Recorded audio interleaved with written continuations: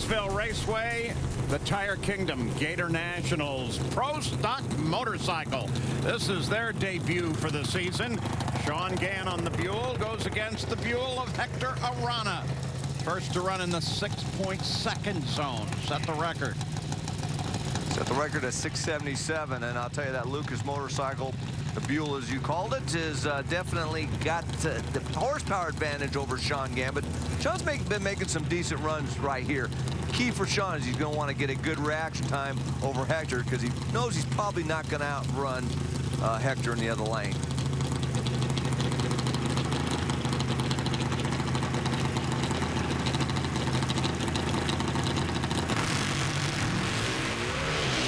Gets the advantage. Not enough, though. He needed it, but not nearly enough. Look at that, a 009 for Gann, but Hector is just so quick. 685. Now, take a look at Hector here, Mike. Yeah, as he carries the front end there. And Hector did a good job. He knows he has the horsepower. You know, I'll give up a few hundredths of a second to Sean Gann and pretty much know that I'm going to be able to drive around. But look at that rear tire just kind of paddling a little bit there, just trying to accelerate that motorcycle down the track.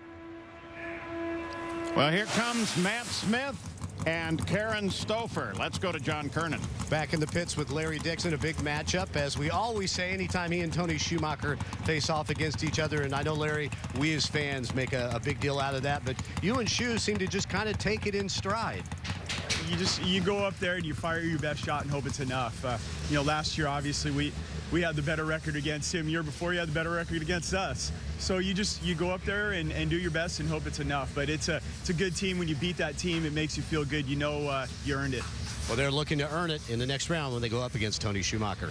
Karen Stouffer on the Suzuki. A huge win here in 07 over Matt Smith. She won from the bump spot using 3 hole shots. Well, right now she's got a pretty good motorcycle. It's been running in the mid 680 range against Matt Smith, who's been right there too. Oh, she pulled the the front advantage, tire yeah. up. Look at that. Look at that run.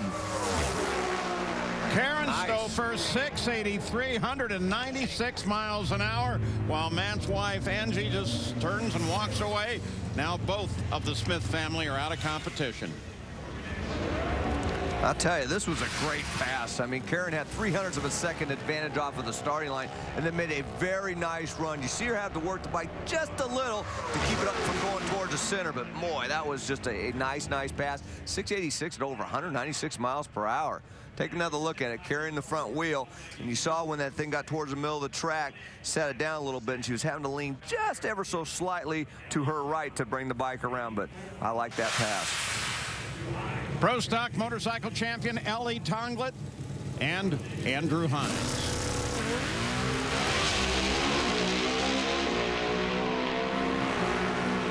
Good race. Oh, I bet you're going to see a lot of those kind of matchups this year in Pro Stock Motorcycle. 682, 195 miles an hour, and a 685 at 196 for Andrew Hines. For Ellie, that is the quickest Suzuki pass ever. As you look, you're defending up a champion here, Ellie Tonglet, at 20 years, 11 months. He's the youngest.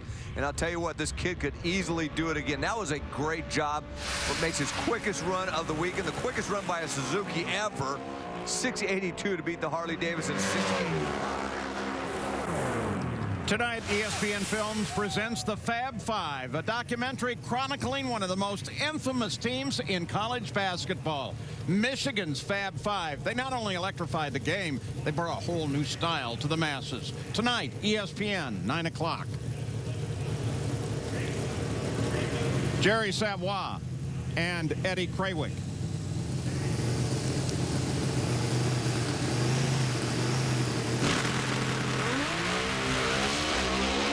Gary goes red, hands it over to Eddie. Wow, watch see Eddie bouncing that front end through the middle. 684, 196 miles per hour. That Harley was bucking all the way down the racetrack. You kind of expect that out of Jerry on a Pro Stock Motorcycle debut, and you're sitting up there against somebody like Eddie Krawick on the Harley. Big deal, former champion. Here's the semifinals for Pro Stock Motorcycle, Hector Arana and Karen Stouffer. Karen, the lane choice. Eddie Krawick will now face the guy right there, L.E. Tonglet. And L.E.'s got the lane choice. Next round win against Eddie. Some huge matchups are coming up. How about Top Fuel? Larry Dixon, kind of the new traditional rivalry when he goes up against Tony Schumacher and the Army car. Stay with us. Living the fast lane is all I know. It's full throttle and I'm ready to go. Back in Gainesville, Florida, the Tire Kingdom Gatornationals, one of the major events of the NHRA Powerade Full Throttle Drag Racing Series. As Top Fuel comes out, let's look at the ladder.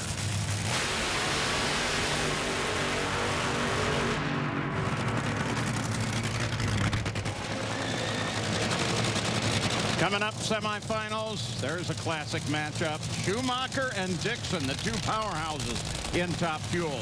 And Del Worsham and Spencer Massey. Now we caught up with Del Worsham, who of course moved to Top Fuel from Funny Car this year. We asked him, what's the difference? If I describe driving a Top Fuel and a Funny Car to a child or to anybody, it would be two completely different descriptions. Driving a funny car basically is like grabbing and pulling you as fast as you can go. You know, it'd be that sensation, which isn't what most people would really even think. It wouldn't be what most people would imagine it'd be like to go that fast. Driving a funny car, you're way back in there and nothing goes by you, and you don't really have the sensation of speed in a funny car. You don't really know you're traveling that fast unless something breaks. Something goes wrong, you have to pedal it, and the car decelerates, and then it reaccelerates. Something happens, you understand it going that fast. A dragster, on the other hand, it like pushes you from behind, and you can see everything. You have references, and you know how fast you're going. There's no doubt in a Top Fuel car, you are flying, you are going very fast, and I noticed that right away. Interesting comparison. So there's Del. It's Spencer Massey over on the other side. He's trying to impress his boss with a win as he started this year for Don Schumacher and Don Schumacher Racing. There's the Don.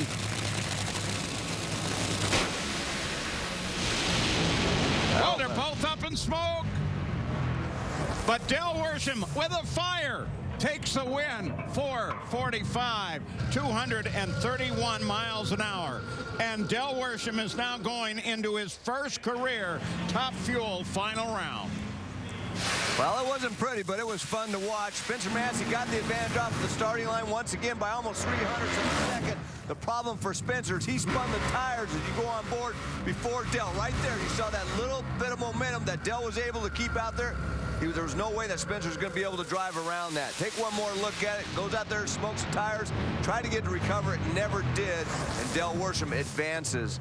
Now let's look at the job that Del does here. It smokes the tires pretty good, but luckily for him, he was probably about 50, 100 feet down track further than Spencer Massey. And even though it was mixing him up and he was trying to get to recover, he had enough momentum to move him into the final round. Well, we'll be down for a moment while they clean up the oil from Del Worsham. But when we come back, it is going to be a major matchup. We're talking about Tony Schumacher and Larry Dixon, who chase one another for the most wins in history.